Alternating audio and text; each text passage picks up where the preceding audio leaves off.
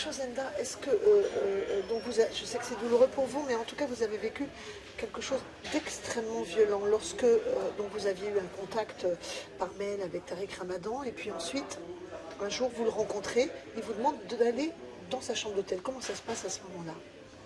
En fait, ça s'est passé très vite. On devait se voir, donc il m'a proposé qu'on se voit pour que je puisse lui poser toutes les questions que j'avais à lui poser sur la religion et également faire connaissance. Donc moi j'étais ravie. Je pensais aller au restaurant avec lui, boire un verre avec lui et ensuite repartir tranquillement.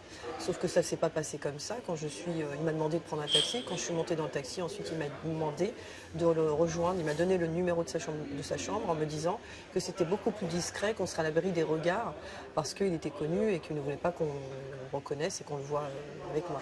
Alors moi je suis partie en toute confiance, je n'ai pas réfléchi, je me sentais en sécurité avec lui, donc je suis allée frapper à sa chambre, à la porte de sa chambre, et puis finalement quand je suis rentrée, eh bien quelques secondes après, enfin quelques minutes après, ça s'est très très mal passé pour moi. C'est-à-dire que, comment ça se passe? Il vous offre, vous expliquiez qu'il vous offre des gâteaux, il est plutôt convivial, et puis Oui. tout d'un coup il se transforme. C'est ça.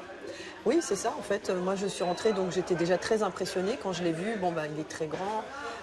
J'étais toute intimidée. Donc, il avait une assiette de pâtisserie orientale dans la main. Donc, il me propose une pâtisserie. Je lui dis non, merci. En fait, ensuite, il va se laver les mains. Moi, je reste debout. Et puis, finalement, il revient vers moi. À ce moment-là, il m'embrasse. Il reste comme ça, moi je reste figée. Et finalement, quelques secondes après, tout s'est transformé. C'est-à-dire que d'une situation, entre guillemets, que je pensais qui allait être très agréable, sympathique, ça s'est transformé en cauchemar. Il m'a littéralement sauté dessus. Et dès le début, donc, quand j'ai vu qu'il devenait très oppressant et très dur, Violent. il a été violent à partir du moment où je lui ai dit non, ça va trop vite. Je lui ai dit non, ça va trop vite, donc je l'ai repoussé, mais comme il est plus fort que moi, en fait, il m'a forcé, puis après il m'a frappé, il m'a vraiment frappé très fort, il m'a giflé, ensuite il m'a étranglé, donc il m'a coupé la respiration. Et ce soir-là, j'ai vraiment cru mourir. J'étais... je me suis dit, ça y est, tu vas mourir, il est fou, il est devenu fou. Donc ce qui s'est passé, c'est qu'ensuite, il a fait ce qu'il avait à faire. Vous voulez dire concrètement, il vous a violé? Oui, c'est ça. C'est ça, il m'a violée. Ensuite, j'ai pleuré. Et quand j'ai pleuré, il s'est moqué de moi, en fait. Il m'a dit, oh, pauvre petite fille. Il m'a dit, tu sais pas ce que c'est un homme? Et maintenant, tu sais. Hein, et il m'a dit, c'est ce que tu voulais, non? C'est pour ça que tu es venu. Et puis, il m'a insulté. Et donc, en fait, quand j'ai vu qu'il était vraiment méchant, j'ai eu très peur qu'il recommence. Donc, je me suis mis dans un coin au bout du lit, en fait. Et je ne bougeais plus, quoi. J'étais figée. Je suis restée comme ça jusqu'au petit matin parce que j'avais peur. J'ai pas dormi de la nuit, en fait. Hein. Je l'ai entendu ronfler. Donc, il dormait et moi, je suis restée comme ça, figée, sans bouger. Et au petit matin, il est parti se doucher et puis il m'a dit tu partiras discrètement après moi. Donc il m'a posé un billet sur mon sac, je lui ai dit que je n'en voulais pas. Et il m'a dit c'est pour payer Je lui ai dit que je n'étais pas une prostituée, que je ne voulais pas de son argent. Il m'a dit c'est pour payer tes frais de trajet. Et il est parti. Alors, Enda, donc vous avez subi un viol. Le lendemain, quand vous êtes parti de cet hôtel, vous n'avez pas eu... Qu'est-ce qui vous a empêché d'aller à la fois à la police ou même dans un hôpital pour faire constater le viol? Non, en fait, ce qui s'est passé, c'est que quand j'étais dans la chambre d'hôtel, quand il est parti, je me suis mise à pleurer et je me suis dit que tout était de ma faute. Voilà. Parce qu'en fait...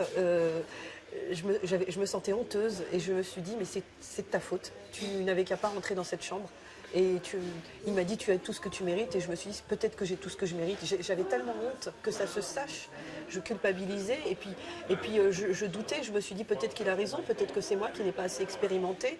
Il m'a dit que j'étais pas une vraie femme, alors j'ai vraiment douté de moi et j'avais cette honte et cette culpabilité qui a fait que je ne voulais pas que ça se sache et donc je suis partie avec cette... Oui, à cache enfouie au fond de vous. Hein. C'est ça. Vous étiez aussi dans une période où vous étiez fragilisée justement. Hein. Vous n'étiez Oui. pas dans une période très bien, vous étiez dépressive et vous étiez Oui. en difficulté, vous veniez de vous séparer de votre mari, c'est ça? Alors, je m'étais séparée depuis 2006, j'avais quitté mon mari, donc, sauf que depuis 2009 jusqu'à 2011, on m'a privée de mes enfants. C'est-à-dire que mon ex-mari m'a interdit de parler et de voir mes enfants. Et c'est ça, c'est vraiment cette souffrance avec la séparation de mes enfants qui a fait que je me sentais très fragile. Et aussi le fait de retirer le voile, parce que lui, moi j'étais obligée... Enfin, voilà, j'ai voulu récupérer la garde de mes enfants et pour ça, il fallait que je trouve un boulot. Et pour trouver un boulot, il a fallu que je retire le voile parce que c'était très compliqué avec le voile. Et donc, je culpabilisais. Et c'est pour ça, d'ailleurs, que je voulais rentrer en contact avec Tarek Ramadan pour avoir des conseils, justement, parce que je me sentais fautive de retirer le voile.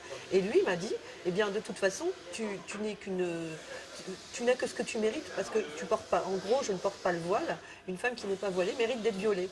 Donc, c'est tout ça qui se mélangeait dans ma tête, qui a fait en sorte que j'avais un sentiment de culpabilité, vraiment, et je me disais, mais peut-être qu'il a raison. Donc c'est pour ça que je n'ai pas réagi tout de suite, et puis j'étais sous son emprise aussi, une emprise mentale.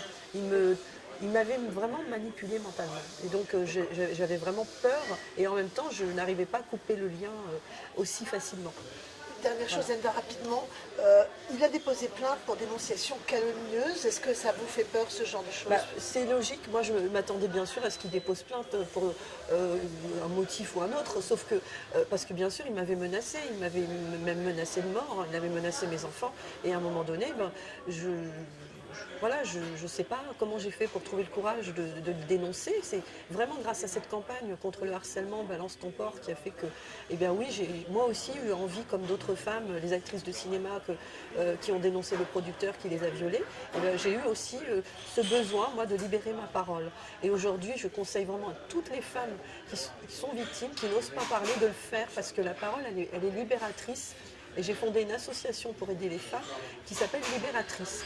Et je demande vraiment du soutien parce que c'est très difficile. Ça fait 2 ans que je suis bénévole pour faire marcher cette association.